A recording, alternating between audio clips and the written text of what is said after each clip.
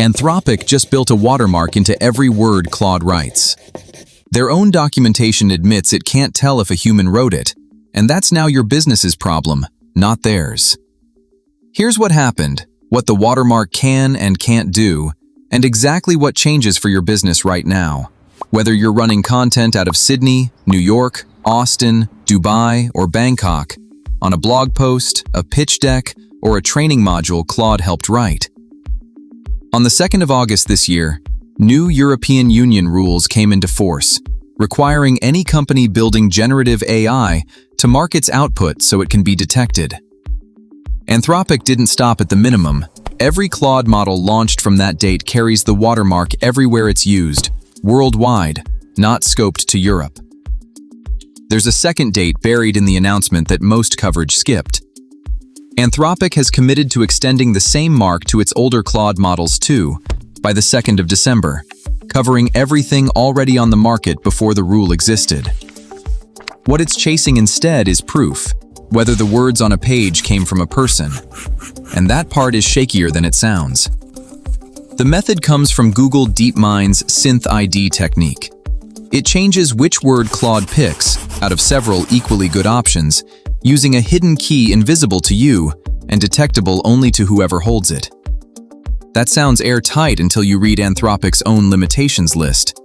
It can't tell if a human wrote something, it can't spot output from a different AI system entirely, and it barely survives a solid edit, which describes almost everything that actually leaves a business: a deck that got reworked, a pitch that got tightened, a training module somebody proofed before it went out.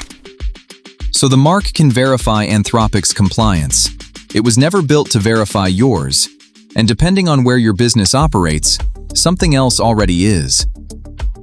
If any of your content reaches audiences in the European Union, you already carry a separate legal duty, as the publisher, not Anthropic, to label AI-generated text on anything the regulation calls a matter of public interest, politics, health, public safety, the economy. Fines run up to 15 million euros, or 3% of global annual turnover. That's specifically about what you publish to inform the public, though.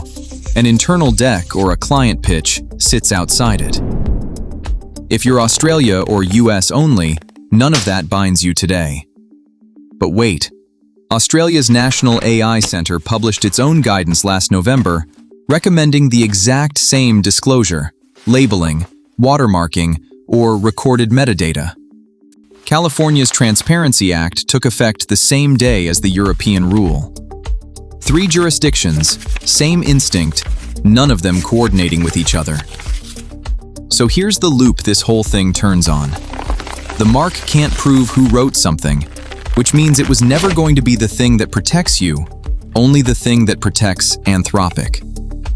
Tag everything Claude touches by involvement level, none, assisted, or generated, based on whether the meaning changed, not which tool touched it.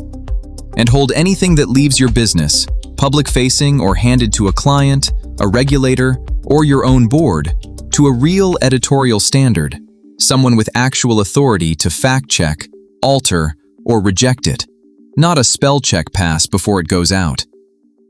Build that now, and whichever country's version of this reaches you next, you're already standing on it.